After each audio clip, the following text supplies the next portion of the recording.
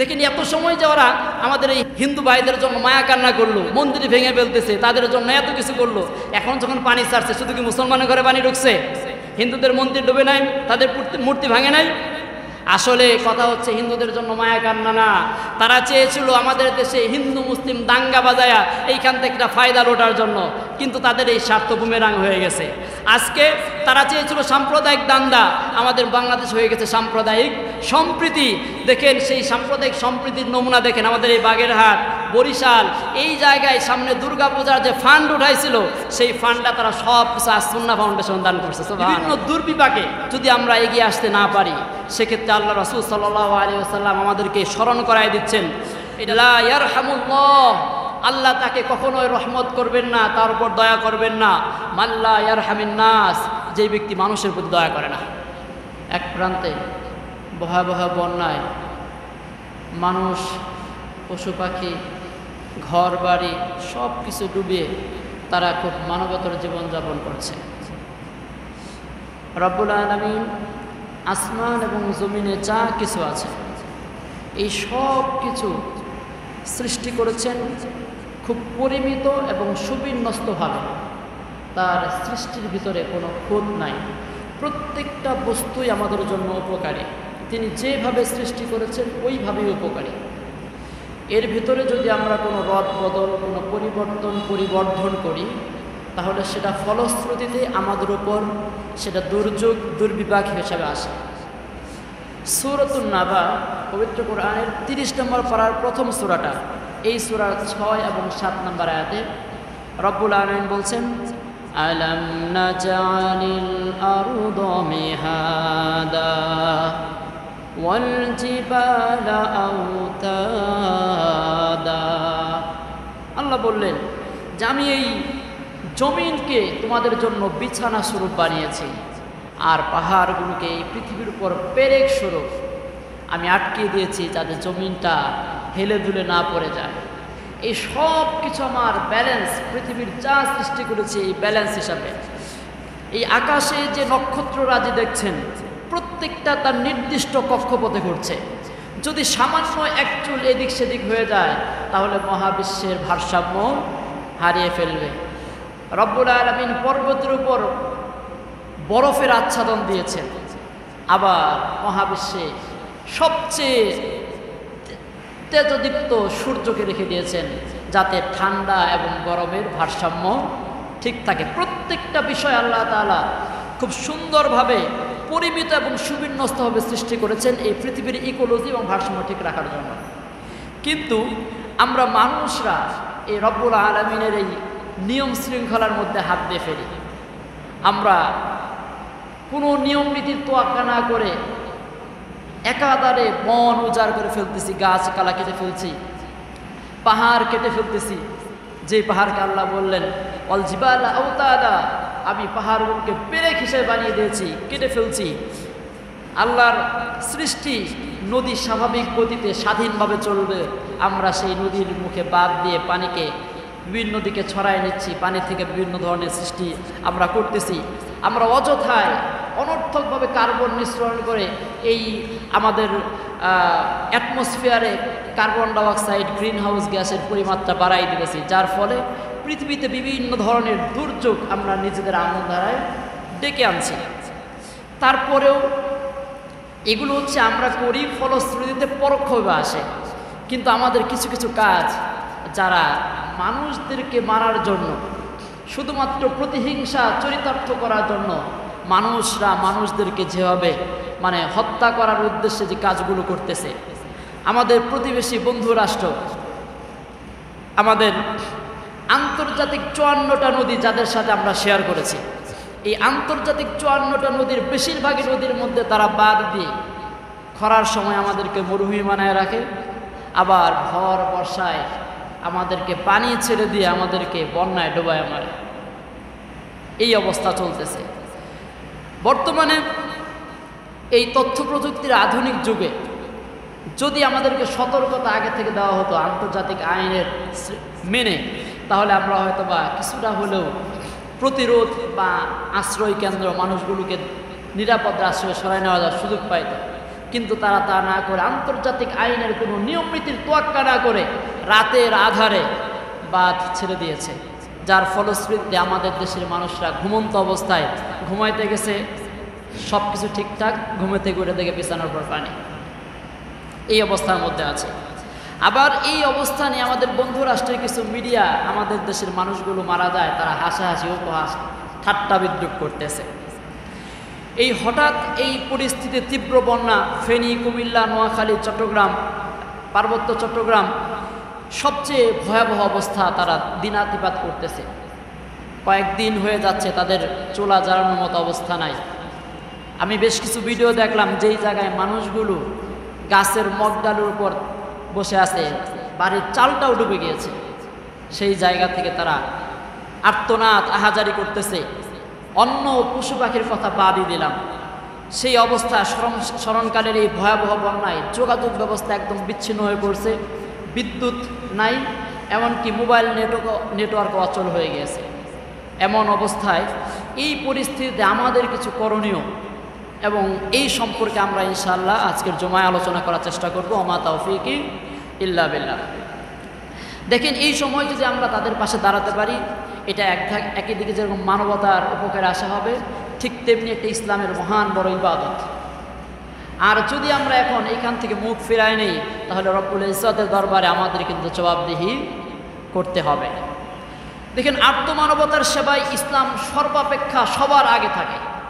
সব সময় ইসলাম মানবতাকে অগ্রাধিকার দেয়। যেই জায়গায় মানবতা ভুলণ্ঠিত, ইসলাম সেই জায়গায় আগে সবচেয়ে কথা বলে।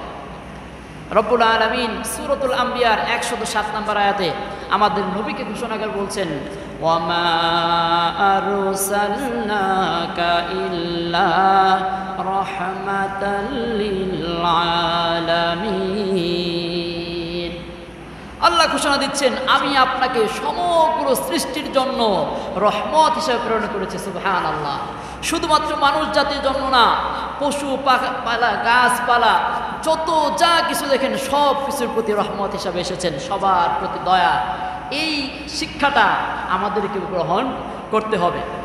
দেখেন, বিপদগ্রস্ত ব্যক্তিকে যদি আমরা সাহায্য করি, তাহলে রব্বুল আলামিন যে প্রতিদানটা দিবেন, এই প্রতিদানটা হচ্ছে সর্বোচ্চ প্রতিদান। এর উপর প্রতিদান আল্লাহ তাআলা দেন না। রব্বুল আলামিন পবিত্র কোরআনের 2 নম্বর সূরা সূরাতুল বাকারার 261 নম্বর আয়াতে বলেন, মাসালুল লাযীনা ইনফিকুনা আমওয়ালাহুম ফি সাবিলিল্লাহি কামাসালি হাব্বাতিন আম্বাতাত সাবআ সানাবিলা ফি কুল্লি সুম্বুলাতিন মিআতু হাব্বাহ। রব্বুল আলামিন বলেন, যারা আল্লাহর রাস্তায় অভাবী, গরিব, বিপদগ্রস্ত লোকদের জন্য সাহায্য করার জন্য সম্পদ ব্যয় করে, তাদের উপমা রব্বুল আলামিন বলছেন, আমি তাদের উপমা হাব্বাতিন, একটা বীজের মতো দিলাম, যেই বীজটা মানুষ মাটির নিচে লাগানোর পরে সেই বীজ থেকে শুধুমাত্র একটা শীষ হয় না। রব্বুল আলামিন বললেন সাবআ সানাবিলা, প্রত্যেকটা বীজ থেকে রব্বুল আলামিন 7টা করে শীষ দিলেন। সুবহানাল্লাহ। এইখানে ক্ষান্ত না, রব্বুল আলামিন বলেন প্রত্যেকটা শীষের মধ্যে আল্লাহ রব্বুল আলামিন 100 করে দানা বাড়ায় দিবেন। রব্বুল আলামিন এই জায়গা তো ক্ষান্ত করলেন না, বললেন ওয়াল্লাহু ইদাইফু লিমান ইয়াশা, আল্লাহ যাকে চান এই 700-র উপরেও আরো বাড়ায় দেন। সুবহানাল্লাহ। তাহলে বিপদগ্রস্ত মানবতার জন্য ইসলাম আমাদেরকে শিক্ষা দিচ্ছেন। রব্বুল আলামিন এই একই সূরাতুল বাকারার 271 নম্বর আয়াতে বলেন, ইন তুবুদুস সাদাকাতি ফানি'মাহি ওয়া ইন তুখফুহা ওয়া তু'তুহাল ফুকারা ফাহুয়া খায়রুল লাকুম। ইসলাম আমাদেরকে বলে যে আল্লাহ রাসূল সাল্লাল্লাহু আলাইহি ওয়াসাল্লাম একটা হাদিস আছে যে আল্লাহ তাআলা কিয়ামতের দিন 7 শ্রেণীর ব্যক্তিকে আরশের নিচে স্থান দিবেন। ওই জায়গায় এক ব্যক্তির ছিল যারা ডান হাতে ব্যয় করবে, বাম হাতও জানবে না। কিন্তু এই জায়গায় পবিত্র কোরআনের সূরা বাকারার 271 নম্বর আয়াতে রব্বুল আলামিন বলছেন, ইন তুবুদুস সাদাকাত, তোমরা যে সদকাগুলো করো প্রকাশ্যে মানুষকে ঘোষণা দিয়া দেখায় করো, এই দানগুলো, এমনকি ওয়া ইন তুখফুহা তুখফুহা, এবং যা তোমরা গোপনে করো এই গরিব মিসকিন অভাবীদের জন্য, ফুকরা ফাহুয়া খায়রুল লাকুম, এইটাই তোমাদের জন্য উত্তম। দুনিয়ায় একটা 5 তলা বিল্ডিং করছেন, এটা আপনার উপকারী না। দুনিয়ায় আপনি অনেক বড় মন্ত্রী এমপি অনেক হুমরা চামড়া হয়েছেন, এটা আপনার উপকারী না, এটা আপনার সফলতা না। আপনার অনেক টাকা পয়সা আছে, এটা আপনার সফলতা না। আল্লাহ বললেন এই যে প্রকাশ্য এবং গোপনে দান করছো, ফাহুয়া খায়রুল লাকুম, এইটাই তোমার সবচেয়ে বড় সফলতা। অসহায়দের ইসলাম বলছেন যদি অসহায়দেরকে আপনি সাহায্য করেন, আপনার এই সাহায্যটা কেমন যেন আপনি শত্রুদের সামনে জিহাদের ময়দানে ঝাঁপায়া জিহাদ করলেন, নিজের জীবন বিলাই দেন, এর চেয়ে উত্তম। সুবহানাল্লাহ। আল্লাহ রাসূল সাল্লাল্লাহু আলাইহি ওয়াসাল্লাম বনি আদম যারা অসহায় এবং নারীদের জন্য আল্লাহ রাসূল সাল্লাল্লাহু আলাইহি ওয়াসাল্লাম উৎসাহ দিয়ে বলেন, এই হাদিসটি রয়েছে সহিহুল বুখারীর 6007 নম্বর হাদিস। আল্লাহ রাসূল বলেন, আস-সাঈ আলাল ইরমালাতি ওয়াল মিসকিনি কাল মুজাহিদি ফি সাবিলিল্লাহ। সুবহানাল্লাহ। যেই ব্যক্তি কোনো বিধবা বা অসহায় নারী বা দুস্থ মানুষকে সেবার জন্য সে এগিয়ে আসলো, সে কেমন যেন আল মুজাহিদ ফি সাবিলিল্লাহ, সে আল্লাহর রাস্তায় জিহাদ করার মতো। বর্ণনাকারী বলেন যে আহসিবুহু, আমি ধারণা করি আল্লাহ রাসূল সাল্লাল্লাহু আলাইহি সাল্লাম যে হাদিসটা বলেছেন এটা অমুক ব্যক্তির চেয়ে উত্তম। কেমন ব্যক্তি? আল কাইমি লা ইয়াফতুরু, এমন ব্যক্তি যে সারা রাত দাঁড়ায় দাঁড়ায় নামাজ পড়ে কখনো নামাজ ছাড়ে না, তার চেয়ে উত্তম। এবং এমন রোজাদার কাসসাইমি লা ইফতারু, সুবহানাল্লাহ, এমন রোজাদারের চেয়ে উত্তম যে ব্যক্তি একাধারে রোজা রাখে কখনো রোজা ছাড়ে না, এমন ব্যক্তির চেয়েও বলতেছেন কি যদি কোনো বিধবা দুস্থ অসহায় নারীদের উপকার আসতে পারেন, এর চেয়ে উত্তম। সুবহানাল্লাহ। অসহায়কে সহযোগিতা যদি আমরা করি, এর বিনিময় আমরা তো দুনিয়াতে মানসিক শান্তি পাবই, আল্লাহ যে কত দিবেন কল্পনা করতে পারবেন? এর বিনিময়ে আল্লাহ তাআলা নিজে দিবেন। সুবহানাল্লাহ। রব্বুল আলামিন এই যে বিনিময়টা দেওয়া, আল্লাহ রাসূল সাল্লাল্লাহু আলাইহি ওয়াসাল্লাম সহিহুল মুসলিমের 6608 নম্বর হাদিসে রাসূলুল্লাহ সাল্লাল্লাহু আলাইহি ওয়াসাল্লাম বলেন, মান নাফাসা আন মুমিনিন কুরবাতান মিন কুরাবিদ দুনিয়া নাফাসাল্লাহু আনহু কুরবাতান মিন কুরাবি ইয়াউমিল কিয়ামা। সুবহানাল্লাহ। যদি কোনো ব্যক্তি, এটা আবু হুরায়রা রাদিয়াল্লাহু তাআলা থেকে বর্ণিত, রাসূলুল্লাহ সাল্লাল্লাহু আলাইহি ওয়াসাল্লাম বলেন যদি কোনো মুমিন ব্যক্তি কোনো মুমিনের পার্থিব কোনো দুনিয়ার কোনো কষ্ট দূর করে দেয়, আল্লাহ তাআলা কিয়ামতের দিন তার কষ্টসমূহ থেকে একটা কষ্ট দূর করে দেবেন। সুবহানাল্লাহ। আবার আল্লাহ একই হাদিসে বললেন, ওমান ইয়াসসারা আলা মুগসিরিন ইয়াসসারাল্লাহু আলাইহি ফিদ দুনিয়া ওয়াল আখিরা, যদি কোনো ব্যক্তি কোনো মানুষের কোনো কাজকে সহজ করে দেয়, একটু সুন্দর করে দেয়, আল্লাহ তাআলা তার দুনিয়া এবং আখিরাতের কাজগুলো সহজ করে দেবে। সুবহানাল্লাহ। আপনারা অনেকেই ঘটনাটা জানেন, ইয়ারমুকের যুদ্ধ। আল্লাহ রাসূল সাল্লাল্লাহু আলাইহি ওয়াসাল্লাম ইন্তেকাল করেছেন, ইসলামের ইতিহাসে সবচেয়ে বড় যুদ্ধ। মুসলমানদের সৈন্য সংখ্যা মাত্র 40,000, অপরপক্ষের রোমান সৈন্য সংখ্যা 2 লাখের উপরে। এই অসম যুদ্ধের মধ্যে মুসলমানদের প্রাথমিক যখন বিপর্যয় চলে আসলো, আবু হুযাইফা ইয়ামান রাদিয়াল্লাহু তাআলা আনহু থেকে বর্ণিত, যখন মুসলমানদের প্রাথমিক বিপর্যয় অনেক মানুষ হতাহত হয়ে পড়ে আছে, আমি আমার চাচাতো ভাইকে খুঁজতে গেলাম। খুঁজতে খুঁজতে লাশের সারি আহতদের মধ্যে খুঁজে আমার ভাইকে আহত অবস্থায় পেলাম, তার শরীর থেকে ফিনকি দিয়ে রক্ত ঝরছে।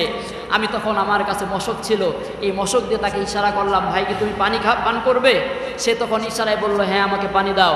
এমন সময় তার পাশ থেকে আরেকজন পানি বলে চিৎকার দিয়ে উঠলো। আমার ভাই তখন পানি না পান করে মশক থেকে মুখটা সরাই নিয়ে বলল, আমার যে মনে হয় সে কষ্ট আছে তাকে দাও। যখন ওই ব্যক্তির কাছে হুযাইফা বলেন, আমি যখন নিয়ে গেলাম তাকে পানি পান করাবো, এমন অবস্থায় পাশ থেকে আরেকজন আহত ব্যক্তি যখন চিৎকার দিয়ে উঠলো, সে বলল, আমার যে মনে হয় তার কষ্ট বেশি হচ্ছে, তার কাছে পানি নিয়ে যাও। আমি যখন তার কাছে পানি নিয়ে গেলাম, তখন গিয়ে দেখলাম আল্লাহর বান্দা আল্লাহর রাস্তায় শহীদ হয়ে গিয়েছে। আমি যখন ফিরে দ্বিতীয় ব্যক্তির কাছে আসলাম, তিনিও তখন আল্লাহর মেহমান হয়ে গেছে। আমি যখন সর্বশেষ আমার ভাইয়ের কাছে আসলাম, দেখলাম সেও আল্লাহর শহীদ হয়ে আল্লাহর মেহমান হয়ে গেছে। মুসলমানরা তো এমন যে নিজের প্রয়োজন থেকে অন্যের প্রয়োজনকে অগ্রাধিকার দেয়। এটা সুসময়েও দেয়, যুদ্ধের ময়দানেও দেয়, অসময় অবস্থাও, কষ্টকর অবস্থাতেও তারা অন্যজনকে অগ্রাধিকার দিয়ে থাকেন। আল্লাহ রাসূল সাল্লাল্লাহু আলাইহি ওয়াসাল্লাম বলেন যে পৃথিবীবাসীর উপর যদি কোনো কেউ রহমত করে, তাদের প্রতি দয়া করেন, আল্লাহ তার উপর দয়া করেন। সুবহানাল্লাহ। হাদিসটি তিরমিজি, আবু দাউদ, আহমদ শরীফের সব হাদিসে এসেছে। আল্লাহ রাসূল সাল্লাল্লাহু আলাইহি ওয়াসাল্লাম বললেন, ইরহামু মান ফিল আরদি ইয়ারহামুকুম মান ফিস সামা। তোমরা দুনিয়ার অধিবাসীদের উপর দয়া করো, রহমত করো, আসমানের উপর যিনি আছেন তিনিও তোমাদের প্রতি দয়া করবেন। দেখেন আজকে এই বর্ণাতদের সাহায্যতায় যদি আমরা সামর্থ্য অনুযায়ী এগিয়ে আসি, তাহলে আল্লাহ তাআলা আমাদের জন্য কি ঘোষণা দিয়েছেন? আল্লাহ বললেন জান্নাতের বিশেষ যে রিজিক রয়েছেন এই রিজিকটা আমাদের জন্য বরাদ্দ রাখবেন। সুবহানাল্লাহ।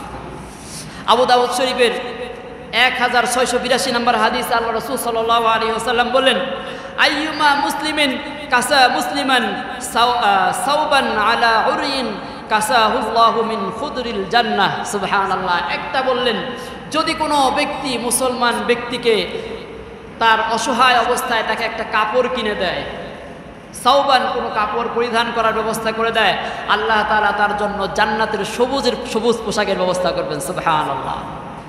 আবার বলছেন, ওয়া আইয়ুমা মুসলিমিন আতিয়ামা মুসলিমান আলা জুইন আতামাহুল্লাহু মিন সিমারিল জান্নাহ। যদি কোনো ব্যক্তি কোনো ক্ষুধার্ত অসহায় ব্যক্তিকে খাবার খাওয়ায়, আল্লাহ তাআলা তাকে জান্নাতের সুস্বাদু খাবার দিয়ে মেহমানদারি করবেন। সুবহানাল্লাহ। এবং আল্লাহ রাসূল আবার বলেন, ওয়া আইয়ুমা মুসলিমিন সাকা মুসলিমান আলা জামাইন। যদি কোনো মুসলমান কোনো অন্য ব্যক্তিকে তৃষ্ণার্ত অবস্থায় তাকে পানি পান করার ব্যবস্থা করে, সাকাহুল্লাহু মিনার রহিকিল মাখতুম। আল্লাহ তাআলা জান্নাতের মোহরাঙ্কিত সেই পানীয় থেকে, পাত্র থেকে আল্লাহ তাআলা তাকে পান করাবেন। সুবহানাল্লাহ। তাহলে আমরা সামর্থ্য অনুযায়ী এখন আমাদের ভাইদের পাশে এগিয়ে আসতে হবে। এরপর ইসলাম মানব সেবা এবং দুস্থদের সাহায্যে এবং অসহায়দের পাশে দাঁড়ানোর ক্ষেত্রে ইসলামের বিভিন্ন দিক নির্দেশনা রয়েছে। যেমন হযরত আবু হুরায়রা রাদিয়াল্লাহু তাআলা আনহু থেকে বর্ণিত এই হাদিসটি রয়েছে সহিহুল মুসলিমের 6721 নম্বর হাদিস। হাদিসটা আমরা সবাই জানি, ছোট থাকতে মনে হয়ে পড়েছিলাম। জনাব কবি আব্দুল কাদেরের লিখিত, হাসরের দিন বলিবেন খোদা, হে আদম সন্তান, তুই মোরে সেবা করো নাই যবে ছিনু রোগে অজ্ঞান। পড়ছেন না? এই হাদিস থেকে তিনি কবিতা লিখেছেন। এই হাদিসে আল্লাহ রাসূল সাল্লাল্লাহু আলাইহি ওয়াসাল্লাম বললেন, আল্লাহ তাআলা কিয়ামতের দিন বলবেন, ইয়া ইবনা আদম, হে আদম সন্তান, মারিতু ফালাম তাউদনি, আমি অসুস্থ ছিলাম, তুমি আমাকে সেবা করো নাই। ক্বালা, মানুষরা বলবেন, ইয়া রাব্বাল আলামিন, হে প্রভু, কাইফা আউদুকা ওয়া আনতা রাব্বুল আলামিন, আমরা আপনাকে কিভাবে সেবা করব? আপনি তো হচ্ছেন সব জগতের সৃষ্টিকর্তা। ক্বালা, আল্লাহ বলবেন, আম্মা আলিমতা আন্না আবদি ফুলানান, তুমি কি জানতা না যে আমার অমুক বান্দা সে অসুস্থ হয়ে বিছানায় পড়েছিল, হাসপাতালের বেডে কাতরাচ্ছিল, তুমি কি জানতা না? তুমি তো জানতা। মারিত্তা ফালাম তাউদহু, তুমি তাকে সেবা করো নাই। আম্মা আলিমতা আন্নাকা লাউ উত্তুকা লাউ জাদানি ইনদাহু, যদি তাকে তুমি সেই জায়গায় সেবা করতা, লাউ জাদানি ইনদাহু, তার মাঝেই তুমি আমাকে পাইতা। সুবহানাল্লাহ। এইভাবে রব্বুল আলামিন আবার বলবেন যে আমি তোমার কাছে ক্ষুধার্ত হয়ে গিয়েছিলাম, খাবার চেয়েছিলাম, তুমি আমাকে খাবার দাও নাই। মানুষ অবাক হয়ে বলবেন যে আপনাকে আমরা কিভাবে খাবার দেব, আপনি তো খাবারের ঊর্ধ্বে। আল্লাহ বলবেন, তোমার কাছে অমুক দিন একজন ক্ষুধার্ত ব্যক্তি খাবার চেয়েছিল, তুমি দেখেছো তোমার দেশের এক পাশে মানুষরা কয়েকদিন যাবৎ না খেয়ে পানির মধ্যে ভাসতেছে, তাদেরকে যদি খাবার দিতা, ওই খাবারটা তো আমাকে দেওয়া হয়ে যেত। আবার আল্লাহ বলবেন, আমি তৃষ্ণার্ত হয়ে তোমার কাছে পানি চেয়েছিলাম, তুমি আমাকে পানি দাও নাই। মানুষ আবার অবাক হবে, বলবে, আল্লাহ আমরা কিভাবে আপনাকে পানি পান করাবো? আল্লাহ বলবেন, তুমি কি দেখো নাই এই বন্যায়, এই দুর্যোগের মধ্যে মানুষগুলো তৃষ্ণার্ত হয়ে তোমার কাছে পানি চেয়েছিল, তারাগুলো একটা বোতল খাবার পানির জন্য হাহাকার করেছিল, তাদেরকে যদি এক বোতল পানি দিতা, সেই পানিটা আমাকে দেওয়া হয়তো। সুবহানাল্লাহ। যদি আমরা আল্লাহর বান্দাকে সাহায্য করি, এই সাহায্যটা প্রকারান্তরে আল্লাহকেই সাহায্য করা হয়। সুবহানাল্লাহ। আল্লাহ তাআলা পবিত্র কোরআনের সূরাতুল মায়েদার 2 নম্বর আয়াতে বলেন, তাআওয়ানু আলাল বিররি ওয়াত তাকওয়া ওয়া লা তাআওয়ানু আলাল ইসমি ওয়াল উদওয়ান, তোমরা পরস্পর কল্যাণকর কাজে, সহযোগিতামূলক কাজে এগিয়ে আসো এবং অকল্যাণকর কাজে, যে সমস্ত কাজে গুনাহ আছে, ওই জায়গা থেকে তোমরা বিরত থাকো। আল্লাহ রাসূল সাল্লাল্লাহু আলাইহি ওয়াসাল্লাম সহিহ মুসলিম, তিরমিজি এবং আবু দাউদ, ইবনে মাজাহ, এই হাদিসটা সব কিতাবে এসেছে। এই হাদিসের মধ্যে আল্লাহ রাসূল বলেন, ওয়াল্লাহু ফি আউনিল আবদি, আল্লাহ তাআলা তার বান্দাকে ততক্ষণ পর্যন্ত সাহায্য করতেই থাকে, এক সময়ের জন্য আল্লাহ তাআলা সাহায্য বন্ধ করেন না। মা কানাল আবদু ফি আউনি আখিহি, যতক্ষণ ওই ব্যক্তি তার ভাইকে সাহায্য করতে থাকে। সুবহানাল্লাহ। আমি আমার ভাইকে সাহায্য করব, আল্লাহ আমাকে সাহায্য করবে। আল্লাহ রাসূল সাল্লাল্লাহু আলাইহি ওয়াসাল্লাম নিজে যখন বয়স মাত্র 14-15 বছর, তখন তিনি মানবতার সেবার জন্য একটা সংগঠন করেছিলেন, হিলফুল ফুজুল। আল্লাহ রাসূল সাল্লাল্লাহু আলাইহি ওয়াসাল্লাম দুস্থ, মানবতা, এতিম, অসহায়দের জন্য সাহায্যের জন্য সে ছোট্ট বয়স থেকে এগিয়ে এসেছিলেন। এই অসহায় মানুষদের পাশে যদি আমরা দাঁড়াই, আল্লাহ তাআলা তাকে জান্নাতের প্রবেশের যে ঘাটি আছে এর সন্ধান দিয়ে দিবেন। সুবহানাল্লাহ। আল্লাহ রাব্বুল আলামিন পবিত্র কোরআনে সূরাতুল বালাদের 14, 15 এবং 16 নম্বর আয়াতে বলেন, আও ইতআমুন ফি ইয়াউমিন যী মাসগাবা ইয়াতীমান যা মাকরাবাতিন আও মিসকিনান যা মাতরাবা। আল্লাহ বললেন, ক্ষুধার্তদেরকে যারা আহার দান করে, এতিম বা নিকটাত্মীয়দেরকে যারা এবং ভুলণ্ঠিত অভাবগ্রস্তকে যারা সাহায্য করে, আল্লাহ তাআলা তাদের জান্নাতে যাওয়ার পথকে সুগম করে দিবেন। সুবহানাল্লাহ। মুমিনদের বৈশিষ্ট্য হচ্ছে তারা আল্লাহর সন্তুষ্টি অর্জনের লক্ষ্যে নিঃস্ব, দরিদ্র, এতিম এবং কারাবন্দীদেরকে খাদ্য দান করে। এ সম্পর্কে রব্বুল আলামিন পবিত্র কোরআনের আদ-দাহর সূরা আদ-দাহরের 8 এবং 9 নম্বর আয়াতে বলেন, وَيُطْعِمُونَ الطَّعَامَ عَلَى حُبِّهِ مِسْكِينًا وَيَتِيمًا وَأَسِيرًا। আল্লাহর মহব্বতে, আল্লাহকে ভালোবেসে যারা অভাবগ্রস্ত, এতিম এবং বন্দীদেরকে আহার দান করে, আল্লাহর সন্তুষ্টি লাভের জন্য দান করে, আল্লাহ তারা মানুষদের নিকট থেকে কোনো প্রতিদান আশা করে না, তাদের প্রতিদান কে দিবেন? আল্লাহ দিয়ে দিবেন। এমনকি নিঃস্ব, দরিদ্র এবং ক্ষুধার্তদেরকে খাদ্য দান করা, এটা ইসলামের একটা অন্যতম শ্রেষ্ঠ আমল। সহিহুল বুখারীর 6236 নম্বর আয়াতে আল্লাহ রাসূল সাল্লাল্লাহু আলাইহি ওয়াসাল্লাম থেকে হযরত আব্দুল্লাহ ইবনে ওমর রাদিয়াল্লাহু তাআলা আনহু বর্ণনা করেন যে আন্না রাজুলান সালা রাসূলুল্লাহ সাল্লাল্লাহু আলাইহি ওয়াসাল্লাম, এক ব্যক্তি আল্লাহ রাসূল সাল্লাল্লাহু আলাইহি ওয়াসাল্লামকে এসে প্রশ্ন করলেন, আইয়ুল ইসলামি খায়রান, যে ইসলামের মধ্যে কোন কাজটা সবচেয়ে উত্তম ইয়া রাসূলুল্লাহ? আল্লাহ রাসূল বললেন, ক্বালা তুতঈমুত তাআম, ইসলামের সবচেয়ে উত্তম কাজ হলে মানুষকে খাবার খাওয়ানো। সুবহানাল্লাহ। আল্লাহ রাসূল সাল্লাল্লাহু আলাইহি ওয়াসাল্লাম অন্য হাদিসে বলেন, যে ব্যক্তি নিজে পেট ভরে খায়, তার প্রতিবেশী অভুক্ত থাকে, সে মুমিন না। সে কি না? মুমিন না। আল্লাহ রাসূল সাল্লাল্লাহু আলাইহি ওয়াসাল্লাম বলেন, লাইসাল মুমিন, ওই ব্যক্তি মুমিন না, আল্লাযী ইয়াশবাউ ওয়া জারহু জাইউন ইলাল জানবিহি। আল্লাহ রাসূল বললেন, ওই ব্যক্তি মুমিন না যে ব্যক্তি নিজে পেট ভরে আহার করে, তার প্রতিবেশী অভুক্ত থাকে, সে আল্লাহর কাছে মুমিন হতে পারে না। তাহলে ইসলামের যে কাজগুলো বলতেছি, রোগীর সেবা করা, দেখতে যাওয়া, এইগুলো অনেক বড় ফজিলতের কাজ। আমরা সবাই জানি যে একজন মুসলমানের উপর আরেক মুসলমানের কয়টা হক আছে? 1 নাম্বার কি? অসুস্থ হলে দেখতে যাওয়া, কে বিপদগ্রস্ত হলে তার সেবা করা, তার সেবায় ঝাঁপিয়ে পড়া। এরকম অনেক অসংখ্য কাজ আছে। অসহায় শরণার্থীকে আশ্রয় দান এবং সাহায্য করা, এটা আমরা দেখেছি ইসলামের আল্লাহ রাসূল সাল্লাল্লাহু আলাইহি ওয়াসাল্লাম যখন মক্কা থেকে মদিনায় হিজরত করলেন, যারা হিজরত করে গিয়েছেন এক কাপড়ে, রাতের আধারে পালায়ে গেলেন, আনসার সাহাবী যারা নিজেদের সম্পদ থেকে, নিজেদের ঘর থেকে ভাগ করে তাদেরকে ঘর বানায় দিলেন, নিজেদের জমি জমা দিয়ে দিলেন, টাকা পয়সা সব কিছুতে সাহায্য করলেন, এদের জন্য আল্লাহ তাআলা এই জন্য পবিত্র কোরআনে তাদের আনসার নামে অভিহিত করেছেন। ইসলামে সর্ব অবস্থায় আমাদের কোনো ভাই যদি অসুস্থ হয়, কোনো অভাবগ্রস্ত হয়, কোনো সমস্যা হয়, তার জন্য সর্বাগ্রে আমাদের এগিয়ে আসতে হবে। আল্লাহ রাসূল সাল্লাল্লাহু আলাইহি ওয়াসাল্লাম এই বিভিন্ন দুর্বিপাকে যদি আমরা এগিয়ে আসতে না পারি, সেক্ষেত্রে আল্লাহ রাসূল সাল্লাল্লাহু আলাইহি ওয়াসাল্লাম আমাদেরকে স্মরণ করায় দিচ্ছেন। এটা বুখারী এবং মুসলিম শরীফে এসেছে। বুখারী শরীফের 7376 নম্বর হাদিস এবং মুসলিম শরীফের 2319 নম্বর হাদিস। আল্লাহ রাসূল বললেন, লা ইয়ারহামুল্লাহ, আল্লাহ তাকে কখনোই রহমত করবেন না, তার উপর দয়া করবেন না, মাল্লা ইয়ারহামিন নাস, যে ব্যক্তি মানুষের প্রতি দয়া করে না। সামর্থ্য থাকা অবস্থায় যদি আমরা আজকে আমাদের ভাইদের প্রতি তাদের সাহায্যে যদি এগিয়ে আসতে না পারি, আল্লাহ আমাদের প্রতি কোনোদিন এগিয়ে আসবে না। আজকে অসহায় বানভাসী মানুষদের সাহায্যে এগিয়ে আসা, এটা আমাদের ইসলামের অন্যতম একটা কর্তব্য। আমরা যে যতটুকু পারি, যার অবস্থান থেকে 10 টাকা হলে 10 টাকা, 5 টাকা হলে 5 টাকা, আমি যদি 10,000 টাকা পাই 10,000 টাকা, যতটুকু পারি আমি তার সাহায্যে অবশ্যই এগিয়ে আসতে হবে। দেখেন, যেটা আমরা সর্বশেষ বলতে চাই যে আমরা হচ্ছি ভাটির দেশ। আবহমান কাল থেকে আমরা পানির সাথে যুদ্ধ করে বেঁচে আছি। আমাদের কোনো সমস্যা হয় নাই। এই মাত্র 5-6 দিনের বৃষ্টিতে এত বড় বন্যা হওয়ার কথা না। আমরা বন্যা এগুলো অনেক দেখছি জীবনে। আজকে এটা বন্যা কোনো প্রাকৃতিক দুর্যোগ না, এটা হচ্ছে আমাদের প্রতিহিংসামূলক বন্যা। সে 1993 সালে ওই ত্রিপুরার ডাম্বুলা বাঁধ, তারপরে আর কোনোদিন খোলা হয় নাই। আজকে হঠাৎ করে খোলা হলো কেন?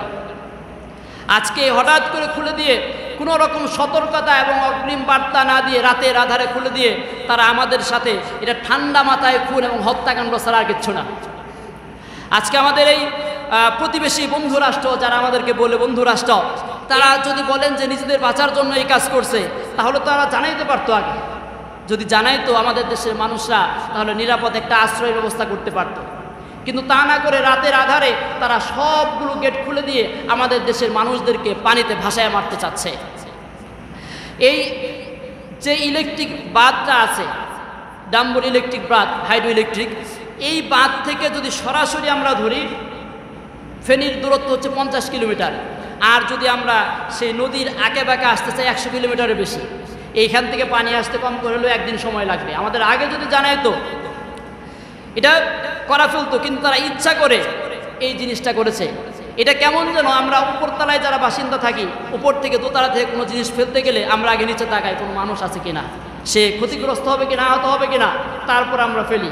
কিন্তু সে আন্তর্জাতিক নিয়ম নীতির কোনো তোয়াক্কা না করে, কোনো ধরনের সতর্কতা না দিয়ে আমাদের বন্ধু রাষ্ট্র গেট খুলে দিয়ে আমাদেরকে পানিতে মেরতে চাচ্ছে। এমনকি সর্ব অবস্থায় বাঁধ নির্মাণ থেকে শুরু করে, আমি বলেছিলাম যে আন্তর্জাতিক 54টা নদী আমরা ভারতের সাথে শেয়ার করি।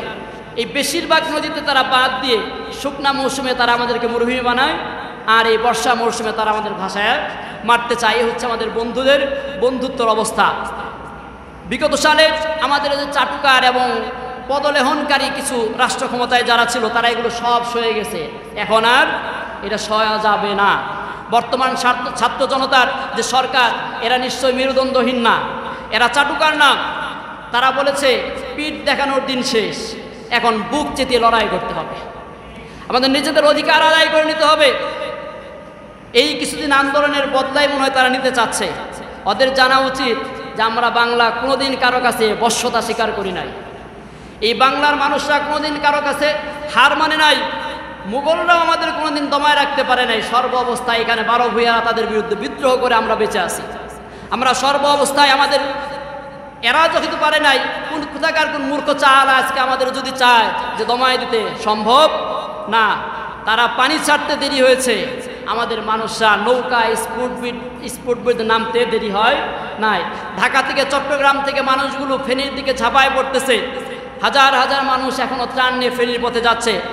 পাম্পের মালিকরা বলছে যে সমস্ত নৌকা এবং স্পিডগুলো মানুষের উদ্ধারের জন্য কাজ করছে, তাদের জন্য তেল ফ্রি।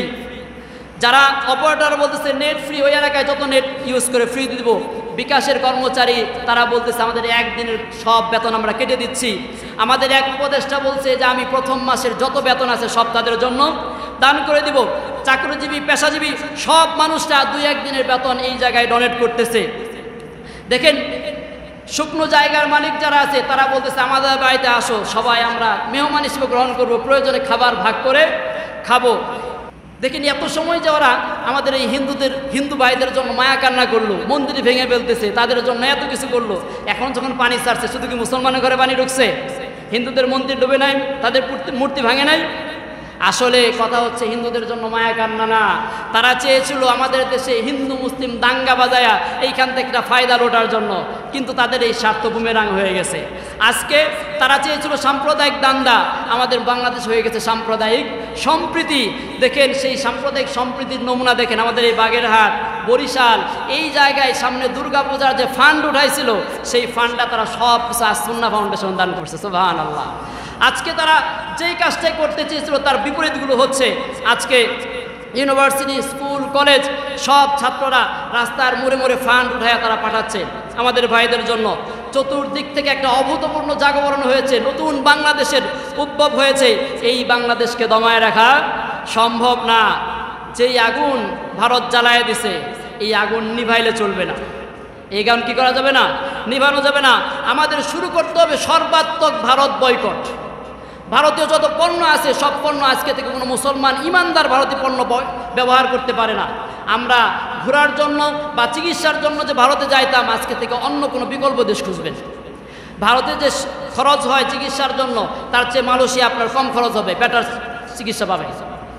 আজকে থেকে কোনো মুসলমান যারা ইমানদার হিসেবে দাবি করে এবং যাদের ভিতর দেশপ্রেম রয়েছে, তারা ভারত ভক্তি করতে পারে না। তারা সর্ব অবস্থায় আমাদেরকে মেরে ফেলতে চায়, আমাদের বাংলাদেশের অস্তিত্ব তারা সহ্য করতে পারে না। আমরা সর্বশেষ আপনাদেরকে কিছু ভারতীয় পণ্য বলবো, যেগুলো পণ্য কিছু প্রতিষ্ঠানের নাম বলবো, যেগুলো আমরা পারতপক্ষে এগুলো এরা বিকল্প ব্যবস্থা করব। ভারতের কিছু প্রতিষ্ঠান বাংলাদেশে যারা ব্যবসা বাণিজ্য করে, এর মধ্যে Kingfisher, ICICI Bank, Airtel, State Bank of India, HDFC Bank, Air India, Jet Airways, এগুলো হচ্ছে ইন্ডিয়ান কোম্পানি। প্রসাধনীর মধ্যে রয়েছে লেকমে, হিমালয়া, বোরোলিন। অটোমোবাইলের মধ্যে রয়েছে বাজাজ, টাটা, মাহিন্দ্রা, হিরো, মারুতি। আমরা পার্থপক্ষে এই সমস্ত গাড়ি আর কিনবো না। জীবনযাপনের ক্ষেত্রে যে সমস্ত ঘড়ি, টাইটান ব্র্যান্ড ভারতের, অ্যাপোলো গ্রুপ, তাজ গ্রুপ, গোদরেজ সামগ্রী, সিনথল, ভিআইপি, প্যারাশুট, এগুলো হচ্ছে ভারতীয় কোম্পানি। খাবারের মধ্যে রয়েছে Kissan, Barista, Kwality, Mother Dairy, Britannia, ডাবল, আমুল। আমরা যারা ইমানদার হিসেবে পরিচয় দিতে চাই, আমরা এই সমস্ত জিনিস বয়কট করে চলবো। পাশাপাশি আমাদের ঘরে ভারতীয় কোনো চ্যানেল যেন না চলতে পারে। স্টার প্লাস, জি বাংলা, সাহারা, এই সমস্ত ভারতীয় চ্যানেল আমাদের ঘরে চলবে না। এই সমস্ত ভারতীয় চ্যানেল থেকে তাদের পণ্যের অ্যাড দেওয়া হয়। আমরা যখন এই চ্যানেলগুলো বন্ধ করে দেবো, আমাদের ঘরে চালাবো না, অটোমেটিক তাদের পণ্যের প্রতি চাহিদা আমাদের অটোমেটিক কমে যাবে। তো আমরা সর্বশেষ বলতে চাই যে এই আজকে আমরা যার যতটুকু সামর্থ্য আছে, এইখান থেকে আমাদের বন্যা দুর্গত, বানভাসী, এই সমস্ত অসহায় দুস্থ মানুষদের জন্য এগিয়ে আসব। বিভিন্ন ফান্ড থেকে, বিভিন্ন প্রতিষ্ঠান থেকে ফান্ড কালেক্ট করা হচ্ছে। আমি নিজেও আসুন্না ফাউন্ডেশনে ডোনেট করেছি। আপনারাও খুবই সহজ, বিকাশ থেকে ঢুকেন, নগদ থেকে ঢুকেন, যেখান থেকে ঢুকেন তাদের নাম্বার দেওয়া আছে, মার্চেন্ট পেমেন্টে গিয়ে দিয়ে দিলেই হবে। আমাদের এই মহল্লাতেও কিছু ভাইয়েরা, সংগঠনে কিছু ভাইয়েরা তারা উঠাচ্ছেন, পাঠাচ্ছেন। পাশাপাশি বিভিন্ন জায়গায় যখনই আপনার নির্ভরযোগ্য মনে হবে, তার কাছেই আপনি টাকাটা দিয়ে দেন, ইনশাল্লাহ পৌঁছে যাবে। আল্লাহ তাআলা আমাদের জন্য এই যতটুকু আমরা এগিয়ে পারি, এর বিনিময়ে আল্লাহ তাআলার জন্য আখিরাতে আমাদের দান করেন।